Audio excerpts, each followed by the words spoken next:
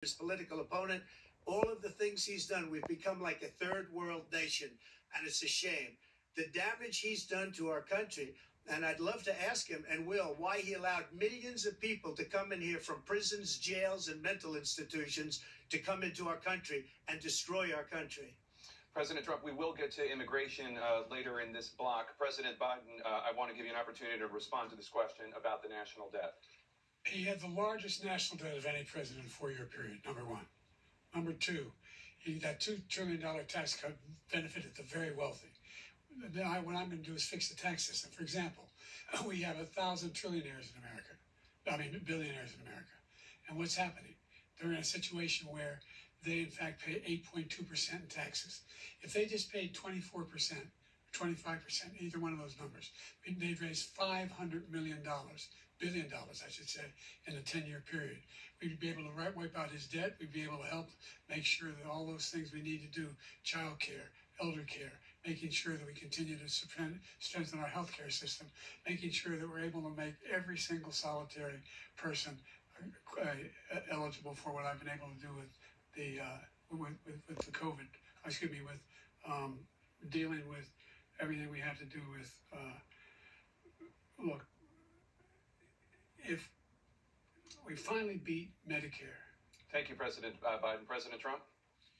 Well, he's right. He did beat Medicare. He beat it to death, and he's destroying Medicare because all of these people are coming in. They're putting them on Medicare. They're putting them on Social Security. They're going to destroy Social Security. This man is going to single-handedly destroy Social Security. These millions and millions of people coming in, they're trying to put them on Social Security. He will wipe out Social Security. He will wipe out Medicare. So he was right in the way he finished that sentence. And it's a shame. What's happened to our country in the last 4 years is not to be believed. Foreign countries, I'm friends with a lot of people, they cannot believe what happened to the United States of America. We're no longer respected.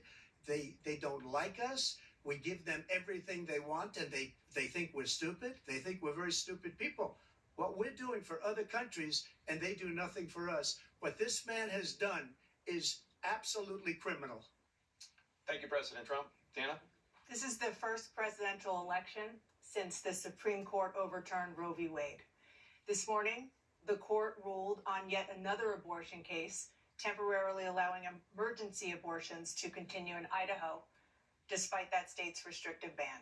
Former President Trump, you take credit for the decision to overturn Roe v. Wade, which returned the issue of abortion to the states. Correct. However, the federal government still plays a role in whether or not women have access to abortion pills. They're used in about 2/3 of all abortions. As president, would you block abortion medication? First of all, the Supreme Court just approved the abortion bill, and I agree with their decision to have done that, and I will not block it. And if you look at this whole question that you're asking, complex but not really complex. 51 years ago, you had Roe v. Wade, and everybody wanted to get it back to the states. Everybody, without exception. Democrats, Republicans, liberals, conservatives. Everybody wanted it back. Religious leaders. And what I did is I put 3 great Supreme Court justices on the court, and they happened to vote in favor of killing Roe v. Wade and moving it back to the states. This is something that everybody wanted.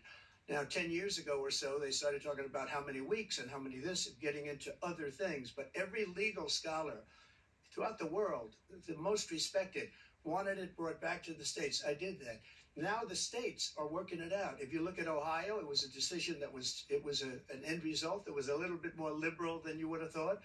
Kansas, I would say the same thing. Texas is different. Florida is different. But they're all making their own decisions right now. And right now, the states control it. That's the vote of the people. Like Ronald Reagan, I believe in the exceptions. I am a person that believes. And frankly, I think it's important to believe in the exceptions. Some people, you have to follow your heart. Some people don't believe in that. But I believe in the exceptions for rape, incest, and the life of the mother. I think it's very important. Some people don't. Follow your heart. But you have to get elected also. And because that has to do with other things. You got to get elected. The problem they have is they're radical because they will take the life of a child in the 8th month, the 9th month, and even after birth. After birth, if you look at the former governor of Virginia, he was willing to do this. He said, we'll put the baby aside and we'll determine what we do with the baby, meaning we'll kill the baby. What happened is we brought it back to the states, and the country is now coming together on this issue. It's been a great thing.